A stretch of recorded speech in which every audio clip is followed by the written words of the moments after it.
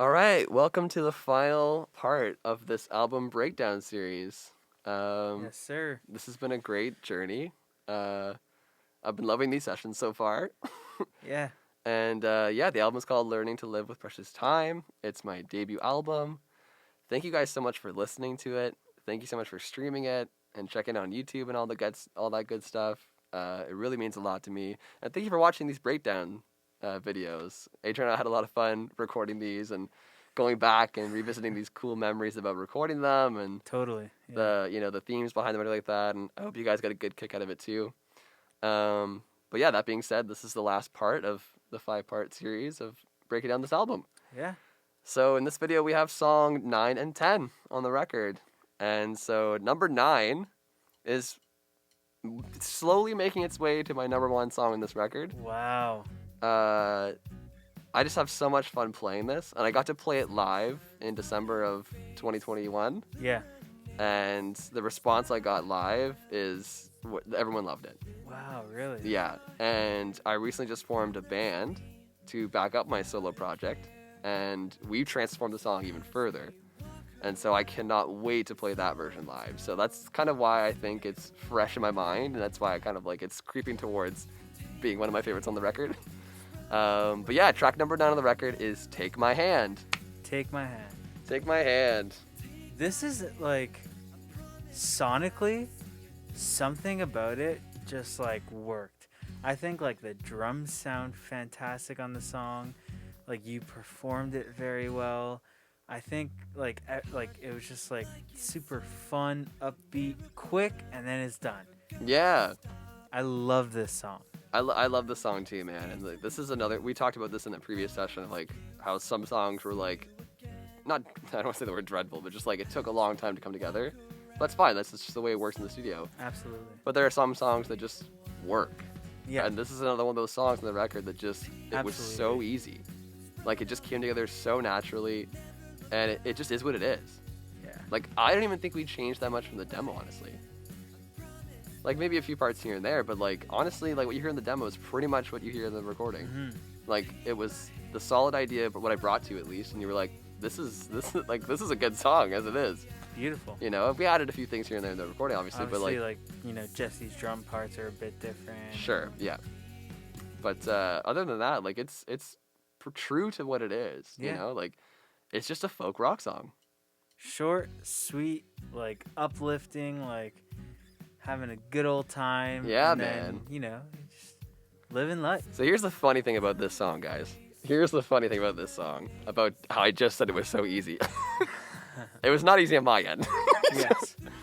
This fucking song took me so long to write, dude. Even though it's only like 2 minutes long. It's the shortest song on the record, isn't it? Yep. Yeah, but yeah, not by, I think Opig's short too, but like, yeah, this is the shortest song on the record. This song took me like 7 months to write this damn thing, and like consistently, like not like I took time off and like went back to it, like it was like every weekend for 7 months. Whoa. Until I got this fucking thing right. That I could just like sit down and be like, okay, this is good, I like this. Yeah. 7 months, consistently. Crazy. I don't know if like anybody can relate out there who's a songwriter or an artist as well. If you get like writer's block or like, it's so hard for me to write a happy song. Like I don't know what it is. Like maybe I just feel like I'm forcing it or something like that. Or like there's that fine line where it's like cheesy and cliche. You know, like if you write too poppy, or if you write like too literal of happy lines, like you could fall in that category of being cheesy, right, and not being taken seriously. Yeah. And there's like that spectrum of like writing a good line that's not too cheesy but also is like happy and uplifting, and it's like, where do you find that balance, you know? It's hard. And I found myself really struggling with this because it honestly is the happiest song on the record, Yeah.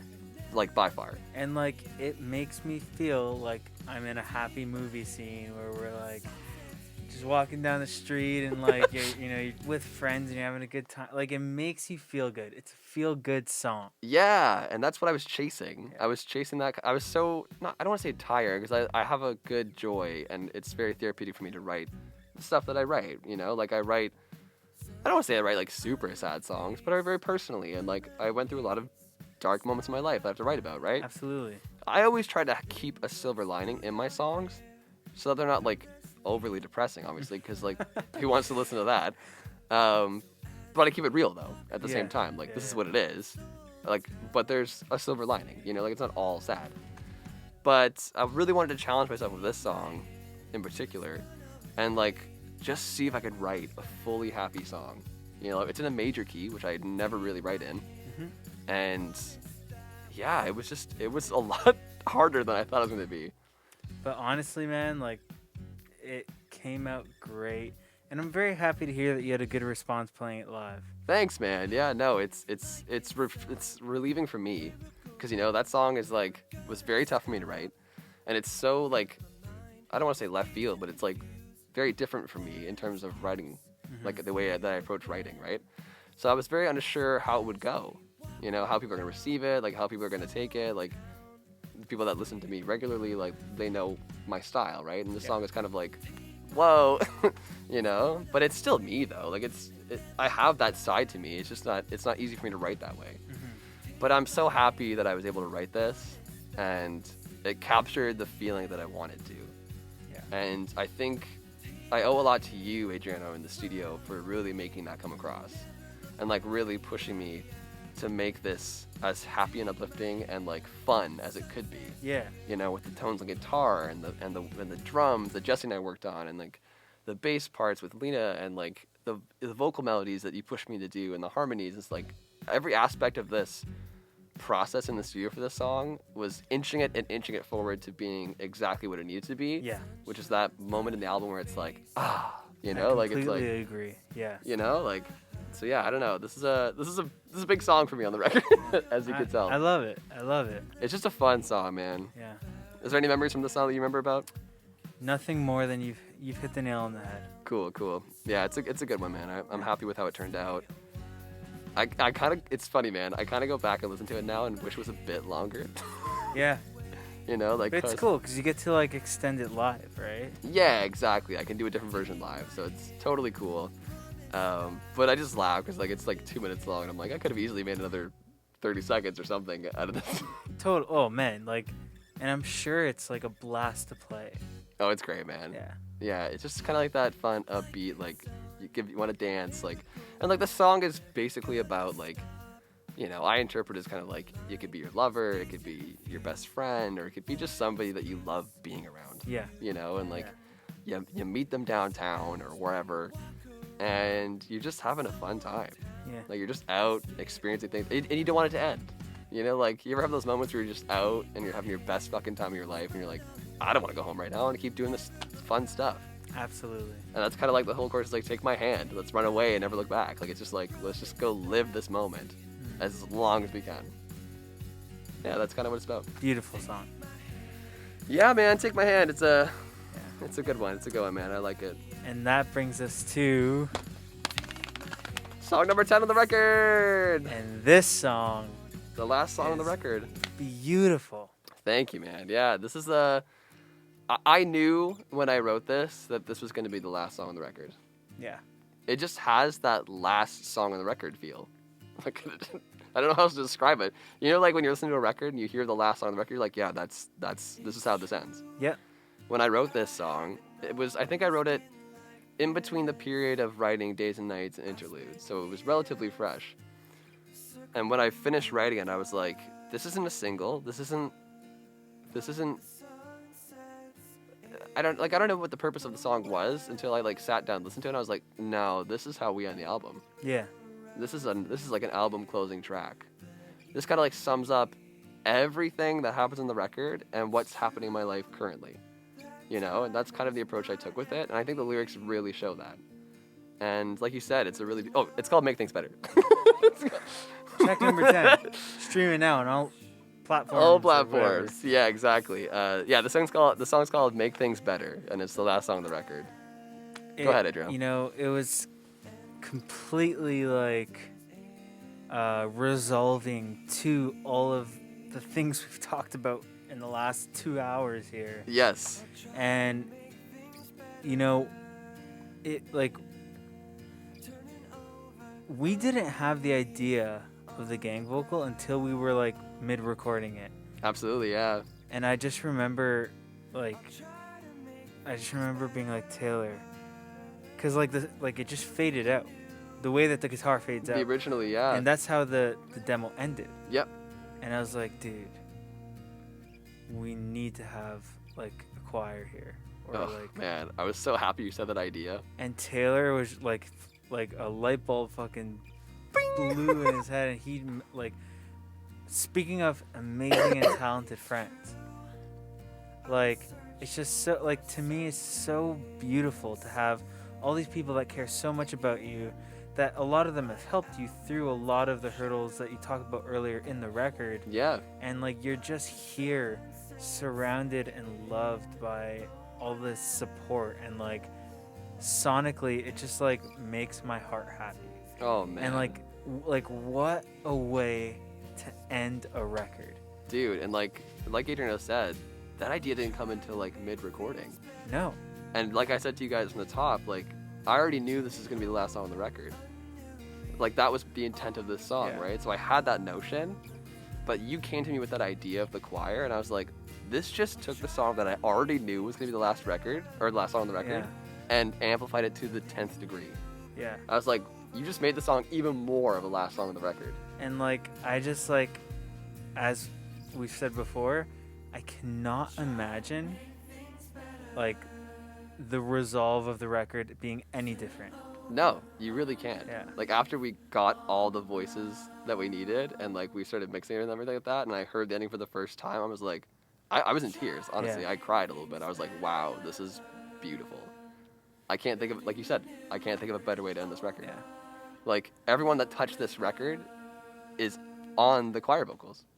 Like, Cassie, Jesse, Lena, you, CJ, Danica, like, everyone that's touched the record, and friends that even weren't on the record. Yeah. And then some, right? Like, I don't want to forget anybody, so I'm not going to name any names just in case, but, like, you know who you are. Yeah. A lot of my other friends, who aren't really even singers either, came on and did their vocals, and it was just such a cool moment to share with everybody. You know, like, reaching out to them and be like, hey, do you want to be on the record? And they were like, yeah, cool, what do you need me to do? And, like, I just sent the clip that we sent them, and then they recorded their vocals and gave it back to us. And, like, we're talking about all over the place. Like, I had friends in Saskatchewan, British Columbia, Wales, like, in the UK, like, friends in America. Like, I had friends from all over give their vocals in this song. And, like, to have all of my dearest friends finish the record with me is just, wow. It is just, like, one of the most beautiful endings to a story. Oh, it's so nice, man. And I'm so happy that we did it, because, like I said, I cannot imagine it any differently. No, man. Like, the fade out would have been fine, but, like, this, like, now, there's no going back now. Like, this is the ending that was always meant to be there. Totally. And in terms of the song itself, like, lyrically, I actually wrote this. Okay, so I wrote the lyrics while I was camping in 2019. Okay. I was on a camping trip with a couple of my friends who were on the record. And, yeah, I was hiking one day. I think it was just me and my girlfriend at the time. And we were just hiking, and we crossed this little, like, bridge over a river. That's the line of the song. And I sat there, and, like, it just hit me. Like, turning over a new leaf on the ground, building a new bridge over the river. And I was just like, something just struck me about those lines. And I was like, that's kind of what I'm doing in my life right now. And that'd be a perfect way to end the album. Is like, where am I at right now? Mm-hmm. You know, like, I've told this story from the beginning of the album till now about all the things I had to go through in my life.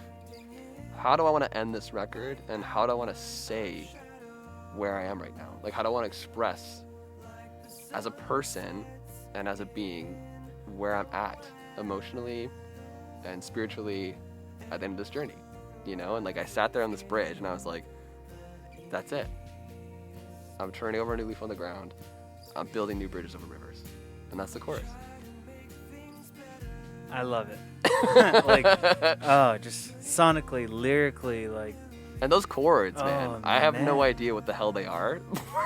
Yeah. I just made them up. But, like, I remember something funny about this, Adriano, was that tracking guitars. Acoustic. Acoustic guitars, yes, exactly. I remember I was tracking Make Things Better that day, and you came out of the control room, and you were like, damn it, Taylor, your fucking chords. They're so beautiful. But you don't know what they are. And I'm like, I don't know what they are. I don't know what the fuck you're playing, but I love it. I love it. Yeah, it just made me laugh. And yeah, no, like, they're strange chords, man. But it just works so well in that song. Totally. You know, and then like I play bass on that song. I was very adamant about doing bass because I'd come up with a cool part for it. You played that rain stick. That's the only song on the record that has the rain stick. A bunch of percussion stuff. Yeah. Lots of like little percussion stuff. Yeah.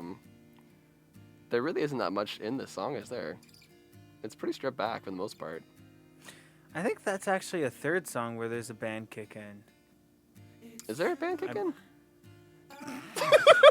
We're like breaking down the song we didn't There know. totally is.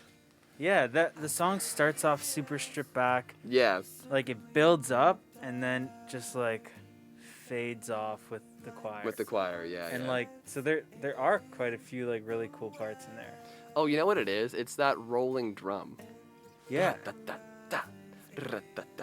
Like that part that Jesse did, the whole like marching band kind of thing, and you had that thrown in there as well. Yeah, you know it's funny. I believe when we were tracking it, and the way that you guys had jammed it, Jesse was just playing like a steady 4/4 beat. So, and that's in there. But after we got that take, I'm like, Jesse, can you just like do like a marching band like? Yeah. And like I just wound up keeping both of them. And it sounds great. And it just sounds like so dynamically beautiful. Like I love how it turned out. Yeah, it was like, again, one of those songs just works. Chef's you know? kiss. Chef's kiss. Yeah, no, I have a lot of good memories tracking this song and collecting all the vocals from my friends on it and having it end with that whole choir.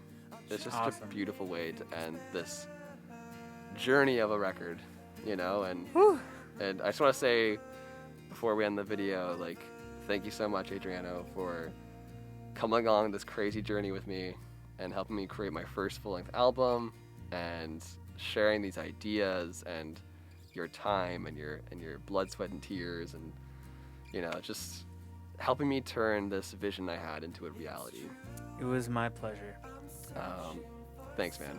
Yeah. And to everyone that had a part in this album, that like tracked the drum, Jesse tracked the drums, Lena on bass, Cassie on piano, all the guest vocalists, CJ, Danica, Lena, Adriano, and everybody who was in the choir part, and just everybody that was involved in this record. Just thank you so much from the bottom of my heart. It means a lot to me, and I'm so proud of this record and everything we accomplished. And to Jordy for doing the music videos. Go check those out. They're awesome. Nicole for dancing in one of them. And for everybody that sent clips to the Take My Hand music video. I forgot to say. Yep. That was really cool and really fun to do as well. So go check that out as well. But yeah, thanks Adriano for helping me break down these songs. This was a really fun series. It was a journey. I'm glad we did it. Yeah, I'm glad we did this too. And I hope you guys at home or wherever you are watching these liked it as well and got a little bit more insight on these songs that I've written over the last however many years. Yeah.